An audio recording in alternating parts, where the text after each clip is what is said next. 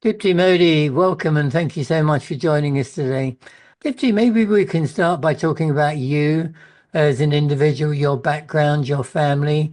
Tell us about who you really are and your personal journey. Hi Ray, thank you for having me over. So a little bit about me. I grew up in the city of Calcutta, which is in the east of India. Uh, it's very rich in culture, very rich in terms of flavor. And I, of course, did my schooling here. And while I was in school, I was also inclined towards sports. I've represented the state several times Wow. in India, so I've been a national swimmer. Um, Apart from that, my family life is pretty normal. Post school, I went to Michigan. I was a science student in school, and so I decided to pursue engineering. And Oh, I applied to some universities in the States, and I got into the University of Michigan in Ann Arbor. And I continued my education there. I studied chemical engineering. And I think this kind of my movement towards the US and then living there for the next 5 years kind of served like as an eye opener for me because I viewed the world very differently. Then there's so many different people that you meet from different cultures and countries from across the world. And I think that kind of really helped me shape my personality and the way that I think, perhaps. And the shades of independence that I kind of then sort of grew. Post my engineering degree, then I moved to Germany for a bit, where I worked in Continental Tires actually. So I was pursuing my engineering um, background okay. so far. After which I moved back to India, and then in India, I worked, and then I took a sabbatical for some time. Post which is when I actually got into food. So that's a little bit about me. Okay. So food came quite late. You've done so much. That's amazing. So I love this sport thing. Did you say swimming was your big sport? Yes, yes, it was. That's So I think that's I swam for a good 10 years while I was in school. wow. That Uh, added a lot of discipline to my life, actually. So did you have any ambitions as a swimmer, as a sports person to go to the Olympics, for instance, or something like that? I did for a bit of time. I think initially it was more like, I want to make it to the nationals. I want to win a national medal. Um, and then, of course, then late after that, it was the Olympics. But then I think as I got older, I kind of um, got more academically inclined. Right. And, at a certain point, it kind of took over sports. Okay. That's amazing. You must think sometimes where your life could have gone if you made different decisions when you were younger. But that's incredible. It's great to have the options, isn't it? Absolutely. It really is. So what got you interested in engineering? Because again, that's a little bit unusual, isn't it? It is, and especially for a girl in India, and also the field that I chose, chemical engineering, because I remember in university we hardly had we didn't have any Indians in chemical engineering in my batch, so I was the only Indian in my batch who was into engineering in the stream of chemical engineering actually.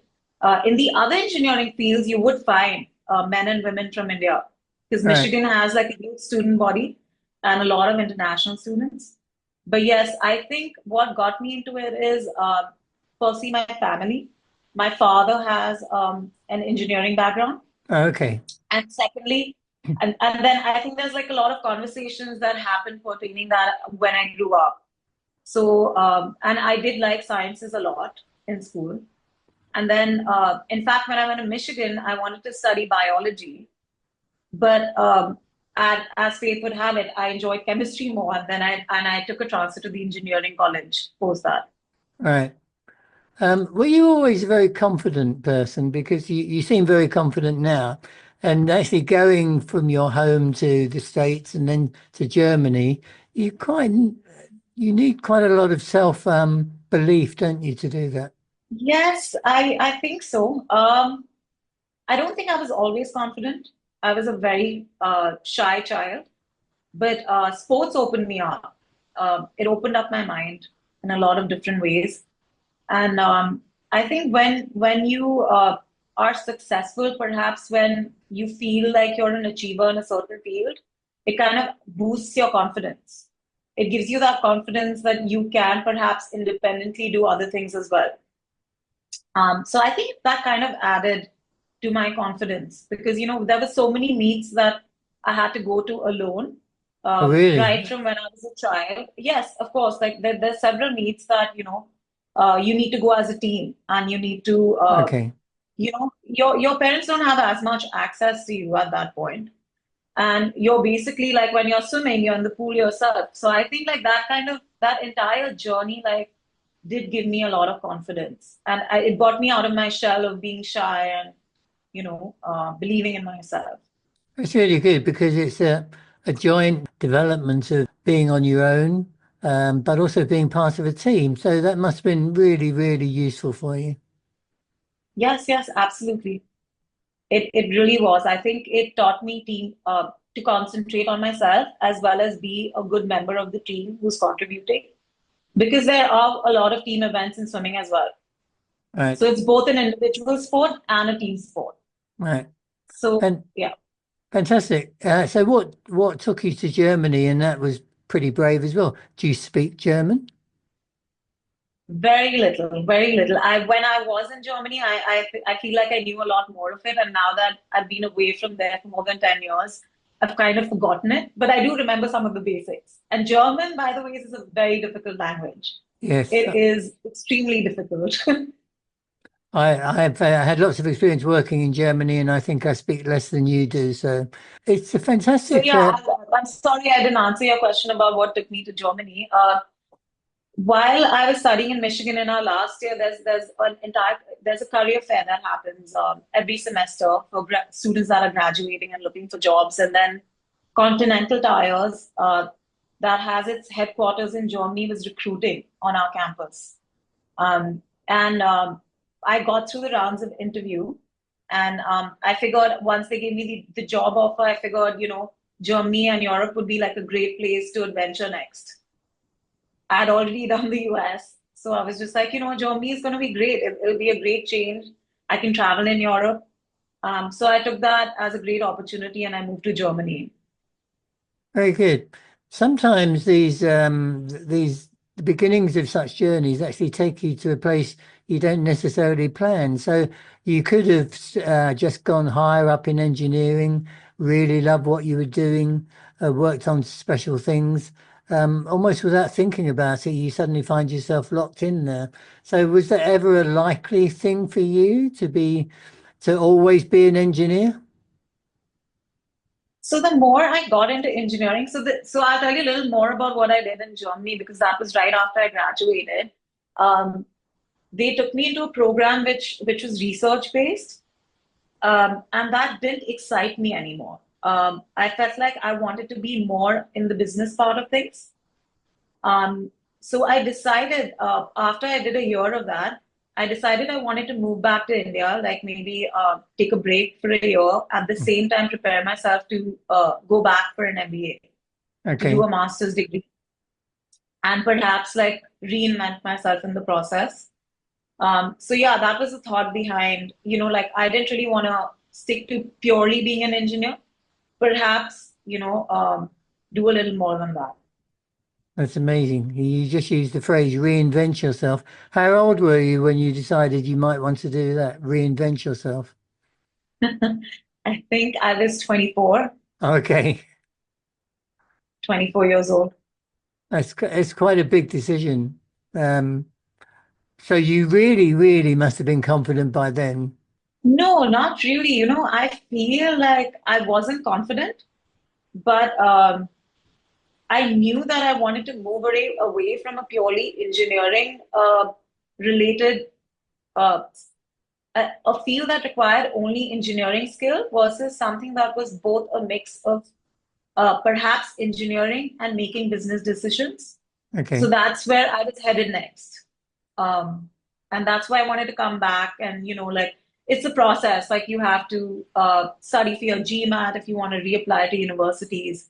So I thought it'd be a good 1 year break, and where I could rethink as to what I really want to do, and give myself some time to get prepared to go back wherever I wanted to. Did you have any particular interest in leisure activities? Were you still swimming, for instance, or did you give that up? I do swim. I do swim once in a while, but it's more for fitness now. It's not so much as it wasn't as much as for it. I didn't compete anymore. But I do have other leisure activities. Like I took to working out, to CrossFit training. I took to running. So yes, I think fitness is sort of a theme that stayed with me. That's I that's think maybe like the discipline behind having a fit body is something that stayed with me because of swimming. you're making me feel really tired. Tell me about as growing up, did you have any particular dreams? Did you imagine one day you would be something that in a particular field, or were you just taking life as it came and enjoying it? So it's really funny that you asked me that because when I was a child, I there was this one TV show called The X-Files, and I I remember was, it. I would not, yeah, yeah, I would not miss an episode of The X-Files. I was a very big fan, and that's one of the reasons why I was inclined towards moving to the US because I felt like the lifestyle there totally, like I was totally wooed by the lifestyle in the US. And that's perhaps why I wanted to study biology. While I was a child, I did really give a lot of focus into biology because it's a sci-fi series. But then, of course, I grew out of it. That wasn't really the real reason why I moved into that. Um, but yes, I feel like at that point in my childhood, I felt like I wanted to be a scientist, like one of the leads in that series was. Well, Yes. in other videos we're going to start talking about food, so we will edge into it a little bit now. So Okay. tell me Okay. about your interest in food. Apart from eating it, did you always have an interest in making it, maybe discovering new recipes? What was your personal journey edging into food? When did that start? I think it started at a young age. Now that I reflect back on it, I feel like my interest in food was always there. While growing up, uh, due to my involvement in sports, I was very conscious about what I was eating.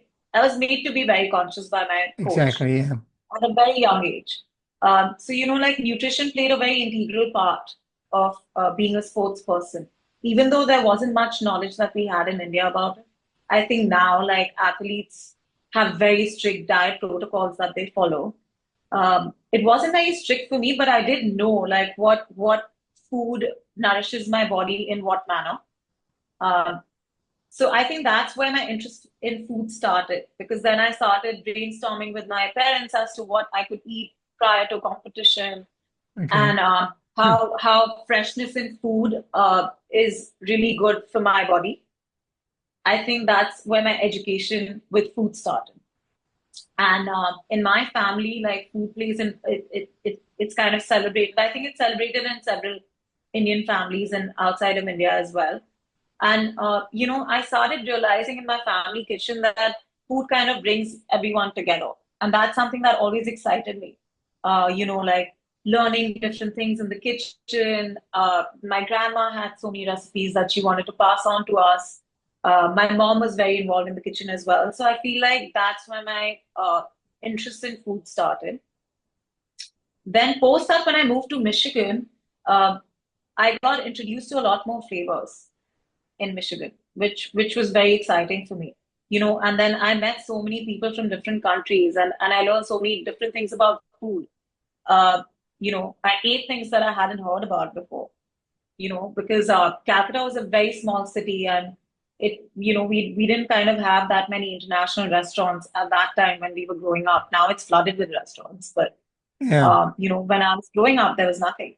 In fact, the kind of ingredients that I saw in the kitchen are very different to what we cook with now in a regular household because we didn't have supermarkets in Calcutta when we were growing up. So, like it's almost like it was farm to table because we got the ingredients fresh, we bought it to the kitchen, and then we cooked with it. Our spices were ground fresh. The grains were bought fresh from the market. They were ground to make flour fresh. So, it wasn't like we were using very mainstream products at that point of time. So I think like perhaps or this kind of culminated towards me being where I am in the food journey, in the food story right now. I do actually remember working in Frankfurt once, and I've been a vegetarian for 50 years. And somebody said, Ray, your meal's wrapped up on the side in there, and it was a plate of lettuce. So that wasn't, Huh. yes, that wasn't very adventurous. When you went to the States, the variety of food must have been so incredibly different in terms of what was on offer. So that must have been quite an experience in itself. Absolutely. So my mom is a bit of a cook herself. She loves cooking. So I knew like and I was well traveled by the time I went to the US. So I had experienced a lot of the flavors. But yes, like, moving to the US was just very different. There is so many restaurants on campus itself. Yeah. The Michigan campus itself is huge. And the number of communities that Michigan hosts, I think, represent themselves in terms of food all over campus. And that's when my palate started opening up to a lot more flavors. It is incredible. I spent a lot of time in North America, especially Canada, where most of my family lives, and I was Mhm. astounded by what they used to eat for breakfast. Couldn't understand it. It's like all the meals of the day you'd have at breakfast, incredible, including cakes and all kinds of amazing things. Also, Absolutely. I visited some amazing places in British Columbia where they do a lot of filming, and they filmed a lot of the X-Files. So I think you might have enjoyed that. Yeah, yeah, they did, they did. Yeah, it's really good. I was going to ask you about, did you ever have a mentor in terms of food, or was that always family? Was that your grandmother? When I was in school, I think it was more my family, so my mom and my grandma. But then, of course, in university, there were so many friends that we were exchanging recipes all the time. My Asian friends, I love Asian food, so I would always be exchanging recipes with them for Asian food. Or like Mexican was something that I was newly introduced to. I loved my burritos, and Right. that's very popular. That's it's Americanized Mexican food, but then again, it's very popular in the States. Um, so I think I've had different mentors in life when it comes to food. It hasn't been like one source only. And I think, as you said before, when you were swimming, nutrition was a really big thing in order for you to achieve some of your sporting ambitions as well. So I Absolutely. guess that always became part of your knowledge of food and Absolutely. what you know your body needed. Are you someone that likes to invent things? So coming up with new recipes, is that something that's always been part of you, or was that part of your family? I think more than invention, like I'm always interested in how I'm always interested in going backwards and understanding what the authentic recipes are. Um, like there's so much that has been lost over time. Everybody has like their own way of making something. Like the authenticity associated with older recipes and the older techniques that went into food is something that excites me more uh, than actually experimenting and changing it. And in fact, I feel like if we go back to the older methods of cooking and the older recipes, perhaps we can present it in a newer way. So instead of actually tweaking the flavors, I work more with how the older recipes can be presented in a newer way without losing its essence. Did you, along the way, have inspiration from any of your teammates when you were swimming or people you met? Were people as interested as you, or were you the one inspiring them to actually eat more healthily, have more variety? try different things? Were you always taking the lead in things like that?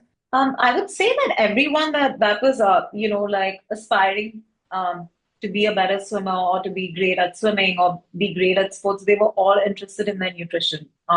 It was a given. Perhaps I don't know if they carried on their interests further in life, but yes, we would always exchange notes because being vegetarian, being in my household is vegetarian, and we don't bring meat into the house, even though I'm non-vegetarian myself. We don't really bring meat into the house. So, I was always trying to understand how I can get more protein from a vegetarian diet. So yes, we were exchanging notes as to who's eating what, and like how we can. There was a lot of pressure from our coaches not to binge Right. on junk, Yeah. like, and even closer to the meat, there was even more pressure not to eat out, or like, there were certain kinds of food that you had to load up on before meat. So there was a lot of interest in those kind of things. Because in those times, which is, I think I'm talking about like some 25, 30 years back, there wasn't much knowledge that people had about it. It was more through experimentation. Right. Well, I don't believe you've ever eaten junk food. I have. Have you? No, of course. I mean, when you're a child, like that's all you want to eat. And Uh, even and living in the States, like, fast food is kind of the best format of food in college, right? Like it's the fastest thing to get. but it doesn't go with swimming fast, does it? No, it does. No, it Okay. wasn't. I think my diet in school was really good when I look at my nutrition in school during school times. And when I moved to the States, there's this term they use, the freshman 14. So Okay. basically, like in your first year, people are expected to put on 14 pounds, Oh, especially children, really? because you're living alone, and you don't have home cooked meals unless you're cooking yourself. So if you're eating on your own, and like you don't you binge, you tend to binge, and you tend to eat out a lot more because you're excited to be alone and independent. So that's a term for that. Like a lot of people put on a lot of weight in their first year. I should have taken advice from you. I always wanted to put on 14 pounds. I was always too thin. Well, that sounds incredible. Your background is just so interesting, and I think you have a spirit about you, which is definitely different. Did you did Thank you you. did you always know you had something in you to actually excel at what you wanted and really live a dream? I think I kind of knew that that if I worked hard enough and if I channeled myself in the correct manner, I could perhaps reach close to where I wanted to. I did develop that kind of confidence through the exposure I had. So you always had a dream inside you, even if you couldn't necessarily articulate what it was. You felt ambition. You wanted to get somewhere and actually live the life that you wanted. Absolutely. Absolutely. I truly did. Amazing. Well, this has been a really great first video, getting to know you a little bit more. I can't wait to talk to you about how this translated into you becoming a bit of an entrepreneur and following all the things that we've talked about in a way that actually led to some of these dreams. So, thank you so much for talking to us for this first video. And we're looking very much forward to the next one. Thank you. Thank you, Ray. Looking forward to the next one myself.